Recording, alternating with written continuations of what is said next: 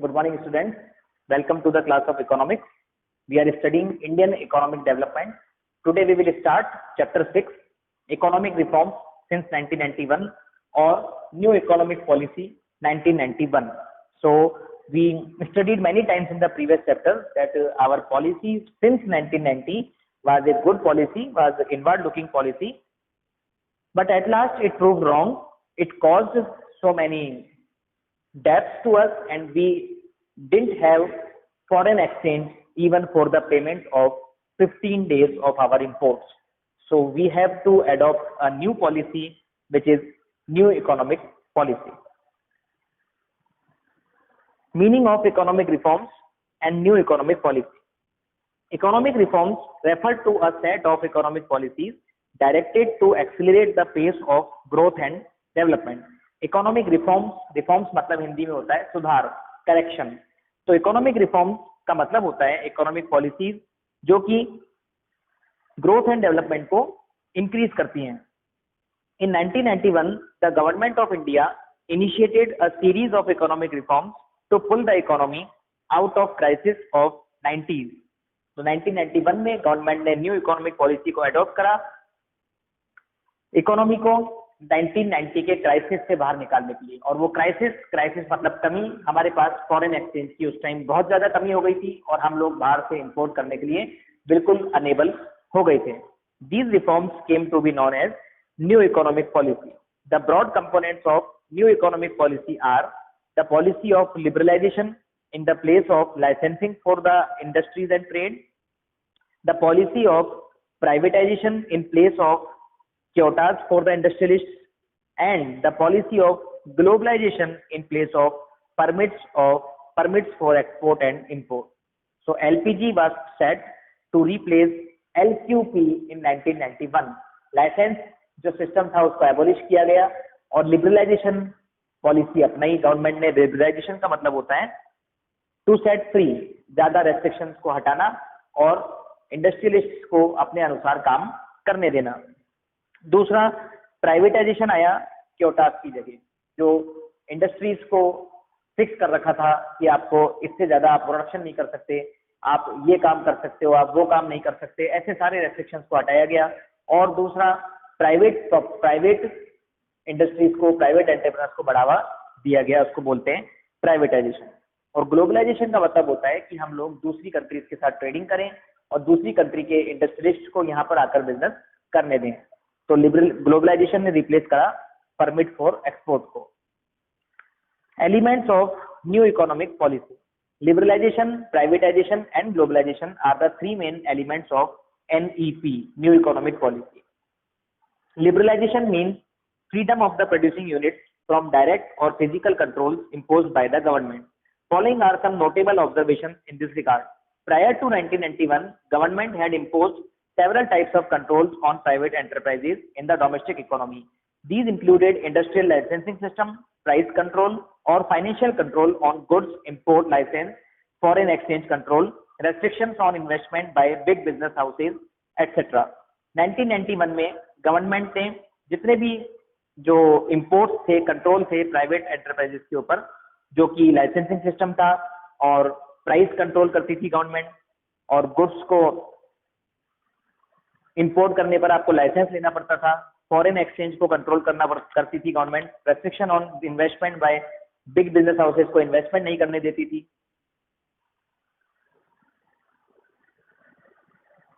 Second type का control था, it was experience by the government that several shortcomings had emerged in the economy on account of these controls.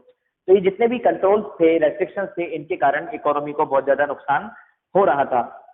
These controls had given rise to corruption, undue delays and inefficiency. तो licence system के कारण corruption फैल रहा था और inefficiency economy में आ रही थी. Growth rate of GDP had fallen sharply and high cost economic system rather than a low cost competitive economic system came into being. तो ज्यादा कॉस्ट लग रही थी इकोनॉमिक सिस्टम में, वो महंगाई बढ़ती जा रही थी. In view of these facts, liberalisation of the economy was considered as a key component of new economic policy. Greater reliance was to be placed on market forces of supply and demand rather than checks and controls, so government put more reliance, government ने अब विश्वास करना शुरू करा किस पर, supply और demand policy पर, कि जिसकी सप्लाई और डिमांड जिस तरह से होगी उसकी प्राइस भी वैसे ही डिसाइड होगी और उसका प्रोडक्शन भी उसी हिसाब से डिसाइड होगा। Examples of developing countries like Korea, Thailand, Singapore that had achieved rapid growth due to liberalization were considered as worthy of emulation. तो उन्होंने जो चेंजेस करे दूसरी कंट्रीज ने, उनके कारण वहां पर रैपिड ग्रोथ हुई लिबरलाइजेशन के कारण, तो इसलिए हमने भी लिबरलाइजेशन को अडॉप्ट किया। साइड में बॉक्स दे रखा है, why controls are imposed after all. In the context of Indian experience, controls were imposed by the government with a view to checking the growth of private monopolies and minimizing the hold of large industrial houses on the financial resources of the country. Illustration: some banks were nationalized in 60s because these were owned by the big industrial houses who would use banking funds primarily to meet their own financial needs. तो government को restriction लगाने की जरूरत इसलिए पड़ी जिससे कि private लोगों की मोनोपोली नहीं हो जाए, क्योंकि प्राइवेट लोगों को ज्यादा बढ़ावा दिया जाता तो कभी भी गरीबों का फायदा नहीं हो पाता। और सेकंड पॉइंट था minimizing the hold of large industrial houses on the financial resources of the country. जो बड़ी बड़ी बिजनेस इंडस्ट्रीज थी, अगर उनको हम खुला छोड़ देते, उनको फ्रीडम दे देते, तो वो पूरी कंट्री पे कंट्रोल कर सकती थी। जैसे बैंक्स को नेशनलाइज 1960s में इसलिए किया गया था क्योंकि जो बैंक्स थे वो बिग इंडस्ट्रियल हाउसेज के पास थे। अगर वो उनको नेशनलाइज नहीं करते, उनको पब्लिक प्रॉपर्टी नहीं बनाते, उनको गवर्नमेंट के हाथ में नहीं लेते, तो वो उस बैंक के पैसे को खुद के काम में लेते और वो देश के काम में नहीं आ पाता। Economic reforms under liberalization. Liberalization included the following reforms. First, industrial sector reforms. Liberalization virtually implied deregulation of industrial sector of the economy. Following observations highlight how it happened. Abolition of industrial licensing. Deregulation का मतलब था जितना भी regulation government ने लगा रखा था, नियम लगा रखे थे, उन सब नियमों को हटाना। In July 1991, a new industrial policy was announced. It abolished the requirement of licensing except for the following 5 industries. सारी लाइसेंस सिस्टम को हटा दिया, सिर्फ 5 चीजों के लिए हमको लाइसेंस की जरूरत है, वो है liquor, cigarette, defence equipment, industrial explosive and dangerous chemical. तो आपको अल्कोहल के लिए लाइसेंस की जरूरत है, सिगरेट के लिए, डिफेंस इक्विपमेंट बनाने के लिए gun powder, gun, tank, and industrial explosive जो होते हैं जो कि एक्सप्लोड करते हैं ऐसे केमिकल, एंड डेंजरस केमिकल जो कि नुकसानदायक हो सकते हैं, पॉइजनस हो सकते हैं। Contraction of public sector. Under the new economic policy, number of industries reserved for public sector was reduced from 17 to 8. पहले गवर्नमेंट ने 17 इंडस्ट्रीज को खुद के लिए रिजर्व कर रखा था, अब गवर्नमेंट ने उसको 8 कर दिया। In 2010-11, the number of these industries was reduced nearly to 2. उसके बाद गवर्नमेंट ने उसको और कम कर दिया। आज की टाइम पर सिर्फ 2 इंडस्ट्रीज हैं जो कि गवर्नमेंट ही उसमें काम कर सकती है, पब्लिक सेक्टर के हाथ में रहेंगी वो इंडस्ट्रीज, वो हैं एटॉमिक एनर्जी एंड रेलवेज। और अब रेलवेज का भी हम सुन रहे हैं कि प्राइवेटाइजेशन होने वाला है। थर्ड है D reservation of production areas. Many production areas which earlier were reserve for small scale industries were D reserve. बहुत सारी इंडस्ट्रीज को पहले गवर्नमेंट ने स्मॉल स्केल इंडस्ट्रीज के लिए रिजर्व कर रखा था क्योंकि उनसे लोगों को एम्प्लॉयमेंट मिलता है, उससे सोशल इक्विटी आती है। मगर टाइम चेंज होते होते गवर्नमेंट ने उनको भी डी रिजर्व कर दिया, अब उन इंडस्ट्रीज में कोई भी वर्क कर सकता था। Forces of market were allowed to determine allocation of resources rather than the directive policy of the government. Now market will decide where to invest, whether to invest, government will play no role.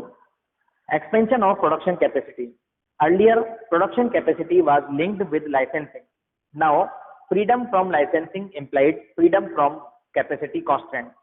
Now there was no licensing and licensing freedom also implied freedom from capacity constraint. पहले industrialists को अपनी capacity increase करने के लिए, ज्यादा production लेने के लिए हर चीज के लिए गवर्नमेंट से परमिशन या फिर लाइसेंस लेना पड़ता था और अब उसकी कोई जरूरत नहीं थी। What to produce, how to produce was now a matter of producer's choice depending on market condition. अब प्रोड्यूसर खुद डिसाइड कर सकते हैं कि उनको क्या बनाना है, कैसे बनाना है और कितना बनाना है। Freedom to import capital goods. Liberalization also implied freedom for the industrialists to import capital goods with a view to upgrading their technology. जो इंडस्ट्रियलिस्ट थे अब वो कैपिटल गुड्स को इंपोर्ट कर सकते थे अपनी टेक्नोलॉजी को अपग्रेड करने के लिए। Permission was no longer required from the government to enter into international agreement for the import of technology. अब आज के टाइम पर किसी भी इंडस्ट्रियलिस्ट को बाहर से गुड्स इंपोर्ट करने के लिए गवर्नमेंट से परमिशन लेने की जरूरत नहीं है। पहले हमको कैपिटल गुड्स को इंपोर्ट करने के लिए या फिर अपनी टेक्नोलॉजी को अपग्रेड करने के लिए गवर्नमेंट से परमिशन लेनी पड़ती थी, तो ये सारे रेस्ट्रिक्शंस गवर्नमेंट ने रिमूव कर दिए। सेकंड है financial sector reforms. Financial sector होता है stock exchange, foreign exchange market और banking and non banking financial institution. In India financial sector is regulated and controlled by the RBI. Liberalization implied a substantial shift in the role of the RBI from a regulator to a facilitator of the financial sector. पहले RBI बहुत ज्यादा strict था, वो regulate करता था पूरे financial sector को। उसका रोल गवर्नमेंट ने चेंज करके रेगुलेटर से फैसिलिटेटर बना दिया कि वो सारी चीजों को देखेंगे, उनको समझेंगे और वो ज्यादा रेस्ट्रिक्शन बैंक के ऊपर नहीं लगाएंगे। As a regulator, RBI would itself fix interest rate structure of the commercial bank. पहले RBI खुद इंटरेस्ट रेट फिक्स करता था, but as a facilitator after liberalization, the RBI would only facilitate the free play of market forces and leave it to the commercial bank to decide their interest rate structure. और अब commercial bank खुद का interest rate खुद decide कर सकते हैं। Now competition rules the decision making process. अब सारे डिसीजन कंपटीशन से चलते हैं, मार्केट फोर्सेस के हिसाब से चलते हैं। Free play of the market forces has led to the emergence of private banker both domestic as well as international in the Indian banking industry. और इसीलिए हम देखते हैं कि आज इंडिया में बहुत सारे फॉरेन बैंक भी हैं और बहुत सारे प्राइवेट बैंक भी हैं जो कि सक्सेसफुली रन हो रहे हैं। Liberalization has also allowed foreign institutional investors to invest in Indian financial market. Examples of FII, merchant bankers, mutual fund and pension fund. Foreign institutional investors वो होते हैं जो कि फॉरेन में एस्टेब्लिश होते हैं और वो इंडियन फाइनेंशियल मार्केट में आकर इन्वेस्ट करने की उनको परमिशन दे दी गई। इनके एग्जाम्पल हैं मर्चेंट बैंकर, म्यूचुअल फंड और पेंशन फंड। तो आप बहुत सारी कंपनीज ऐसी देखेंगे म्यूचुअल फंड में और मर्चेंट बैंकर्स में जो कि फॉरेन कंपनीज हैं, अगर उनको भी अब परमिशन है कि वो इंडिया में आके अपना बिजनेस कर सकते हैं। Consequent upon these changes, financial sector in India has shown a multi-dimensional growth and is playing a significant role in the growth and development of the economy. तो इन चेंजेस के बाद जो फाइनेंशियल सेक्टर है वो उसके अंदर मल्टी डायमेंशनल ग्रोथ हुई और वो अब बहुत इंपॉर्टेंट रोल प्ले कर रहा है इंडिया के ग्रोथ में। Demonetisation. Demonetization introduced in 2016 is closely related to financial sector reform. Let us understand its concepts and consequences in the context of the Indian economy. Demonetization is a policy action of the government that withdraws the status of legal tender from the existing currency. Once the status of legal tender is withdrawn, the existing currency are reduced merely to pieces of paper. These notes lose their acceptance as a medium of exchange. और they lose their power to buy goods and services in the market. तो आप लोगों को ध्यान है 8 नवंबर 2016 को government of India ने currency notes 500 और 1000 को डीमोनेटाइज कर दिया था और उसकी जगह उन्होंने नए नोट निकाले थे with in a period of 2 month, 500 की न्यू करेंसी और 2000 की new currency. Basic purpose, basically demonetization aims at curbing illegal transactions and anti-social activities funded through illegal transactions. तो गवर्नमेंट का पर्पस था illegal transactions को रोकना, एंटी सोशल एक्टिविटीज को रोकना। प्रिंसिपल मेरिट, इसके फायदे थे, it help find out black money, reduction of black money leads to shrinkage of shadow economy, जिसके अंदर टैक्स की चोरी होती है और प्रोडक्शन एक्टिविटीज अनरिकॉर्डेड रह जाती हैं। When shadow economy shrink, tax evasion is reduced, government revenue tends to rise. तो गवर्नमेंट का रेवेन्यू बढ़ता है और टैक्स की चोरी कम होती है। टैक्स इवेजन मतलब टैक्स की चोरी। Demonetisation compels people to deposit their demonetised notes with the bank, accordingly financial base of the banking sector tends to expand. अब लोगों की मजबूरी हो गई कि उनको अपने 500 और 1000 के नोट बैंक में जमा करवाने पड़े तो इससे बैंक का मॉनेटरी बेस भी इंक्रीज हुआ। A check on funding to terrorist helps combat anti social activities in the economy. और जो टेररिस्ट को मदद मिलती है कैश से, वो भी एक हद तक रुक गई, क्योंकि जो भी पुराने नोट थे वो सब नए नोट में कन्वर्ट हो गए। With cash almost disappearing from the market, people were driven to digital mode of transaction. और पीपल को मोटिवेट किया गया कि वो डिजिटल ट्रांजेक्शन करें, मतलब ऑनलाइन ट्रांजेक्शन करें। This was a big move towards cashless economy. It also promoted banking habits of the people, a big leap towards financial inclusion. इसके कुछ डीमेरिट्स भी रहे। In an under developed economy like India, people are used to cash transaction. हमें cash transaction की आदत थी। With demonetization people are deprived of cash in hand. लोगों के पास कैश का कम हो गया, कैश की कमी हो गई। It disturbs their routine transaction, तो उनके रूटीन ट्रांजेक्शन डिस्टर्ब हो गए एंड नॉर्मल लिविंग डिस्टर्ब हो गई। Thus, demonetization in 2016 led to a serious social unrest in the country. Cash crunch, owing to demonetization, halts production activity in the shadow economy. उसने पूरी production activity को एक बड़ा झटका पहुंचाया। Accordingly, jobs are lost, कई नौकरियां चली गई, and poor people are further marginalized. और जो poor people थे वो बेरोजगार हो गए, उनकी कोई मदद करने वाला नहीं बचा।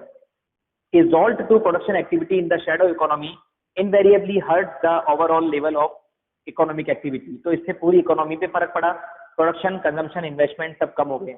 The economy starts facing slowdown. At the macro level, the process of slowdown is often a long drawn process as it tends to accumulate over time. अगर एक महीने के लिए या एक साल के लिए भी स्लो डाउन आ जाता है तो उसका इफेक्ट कई सालों तक आपको देखने को मिलता है।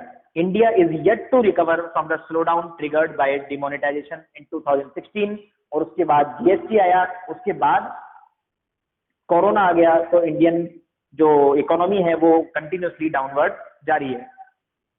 Nearly 90% of the workforce in India is engaged in informal sector और unorganized sector of the economy। 90% लोग इंडिया के इनफॉर्मल सेक्टर में काम करते हैं। इनफॉर्मल सेक्टर वो होता है जहां पर 10 से कम लोग एंगेज होते हैं, ऐसी इंडस्ट्रीज जहां पर 10 से कम वर्कर्स हैं। And in this segment of the economy is highly cash dependent. और ये जो छोटी इंडस्ट्रीज होती हैं इनका सारा ट्रांजेक्शन कैश में होता है। And cash sensitive, a huge cut in liquidity, मतलब नोट्स को बैन करना, implied that cash purchase of inputs and cash payment of wages became impossible। तो उनको कैश पेमेंट करना इम्पॉसिबल हो गया। These led to an instantaneous cut in production activity, और अचानक प्रोडक्शन बंद कर दिया गया। There was a large scale lay off, और बहुत दिनों तक काम बंद रहा।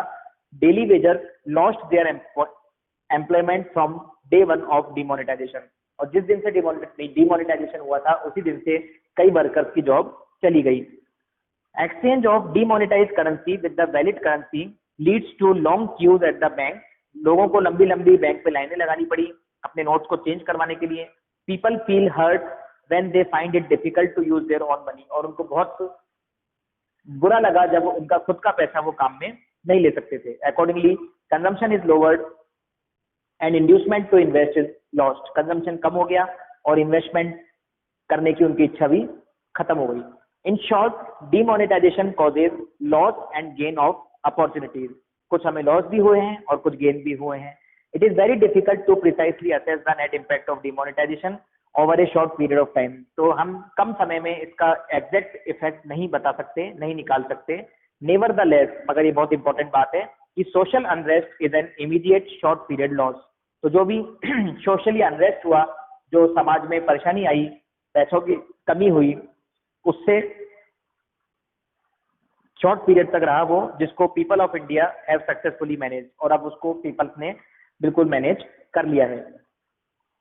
आप इसको प्रोजेक्ट वर्क बनाने के काम में ले सकते हैं। आपको इकोनॉमिक्स के अंदर एक प्रोजेक्ट वर्क बनाना है जिसके अंदर आपको कोई सा भी एक टॉपिक चूज करना है और उसके बारे में आपको प्रोजेक्ट बनाना है। आपको उसकी मीनिंग, डेफिनेशन, उसके मेरिट्स, डीमेरिट्स, उसके कॉन्सिक्वेंसेज आपको लिखने हैं। आपको ऑनलाइन उसका पूरा परफॉर्मा मिल जाएगा। तो आप लोग अपना एक सेपरेट टॉपिक चूज करके, जैसे डिमोनेटाइजेशन, जीएसटी और इकोनॉमी पे क्या क्या नया हो रहा है जिससे कि इंडियन इकोनॉमी पे फर्क पड़ रहा है, आप उसमें से कोई सा भी टॉपिक चूज करके एक आपको प्रोजेक्ट बनाना है अपना 12th के अंदर। तो आप लोग उसमें अपना काम शुरू कर दीजिए और आपको गूगल पे सर्च करने पर उसका फॉर्मेट मिल जाएगा कि आपको उसको कैसे बनाना है। तो आप लोग प्रोजेक्ट बनाइएगा और इस चैप्टर के नोट्स प्रिपेयर करिएगा। प्रोजेक्ट आपको एक अलग फाइल में बनाना है, ठीक है, जो कि आपके बोर्ड से रिलेटेड प्रोजेक्ट है और वो आपका एक्सटर्नल एग्जामिनर चेक करेगा। तो आप अच्छे से अच्छा प्रोजेक्ट बनाएं। एटलीस्ट 25 पेजेस का प्रोजेक्ट आपका होना चाहिए, जिसमें मैंने आपको बताया जितनी भी अपनी इकोनॉमिक एक्टिविटीज हैं, जैसे कि जीएसटी हुआ, डिमोनेटाइजेशन हुआ, और बहुत सारे ऐसे टॉपिक्स हैं। मैं आपको लिस्ट दे दूंगा ग्रुप के ऊपर, आपको एक एक टॉपिक चूज करके अपना प्रोजेक्ट उस पर बनाना है। Okay, have a good day, thank you.